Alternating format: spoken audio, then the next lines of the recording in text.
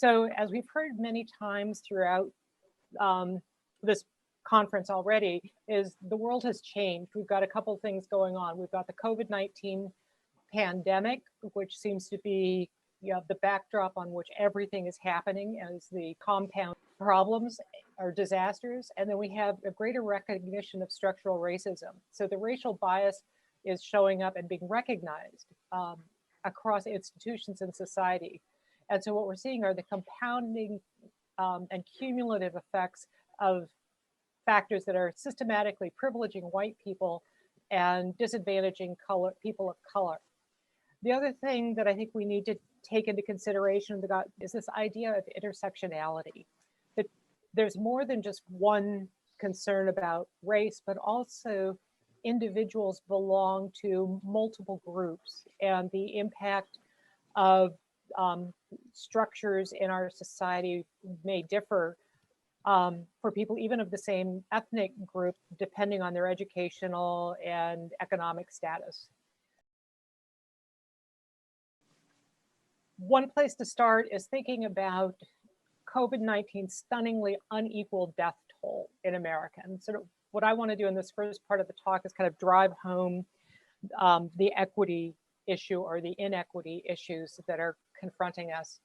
And that is, about twice as many African Americans have died from COVID-19 than white Americans. And this is just a simple graphic that suggests that. You can see the number of white Americans and the number of Black Americans.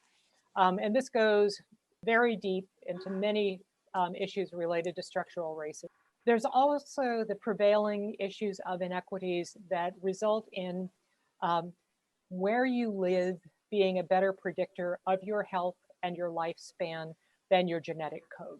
All of the money that's been put into things about genetic medicine, we really need to be thinking about it in terms of what's going on in communities and access to healthcare, access to healthy food, and access to parks. I find this to be a very interesting image, and it's been replicated in several studies, but this is just one example from Chicago, and it was highlighted in an article from as far back as 2012 about all you need to do is count the trees in a community and you can spot inequality.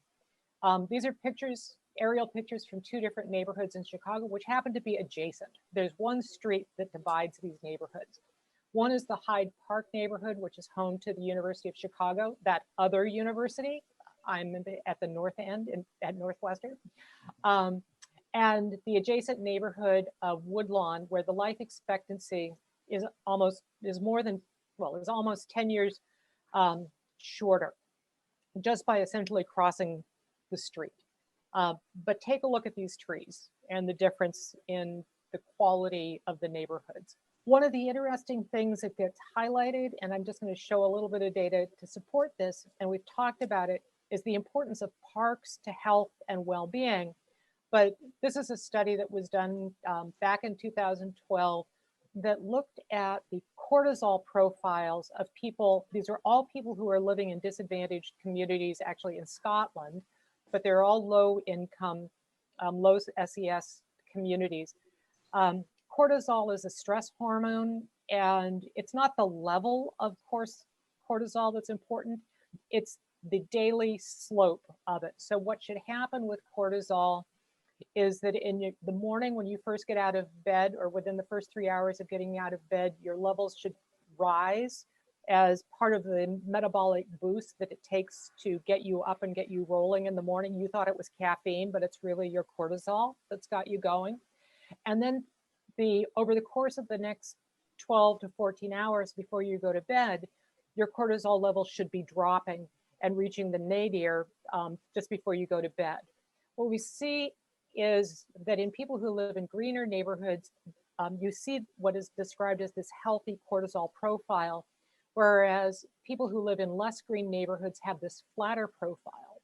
And what's interesting about this flatter profile is this is similar to the profile that is seen in people suffering from depression and other mental health and stress-related disorders. So other data from the same paper suggests that people who live in the less green neighborhoods have higher levels of perceived stress than the people who are in the greener neighborhoods.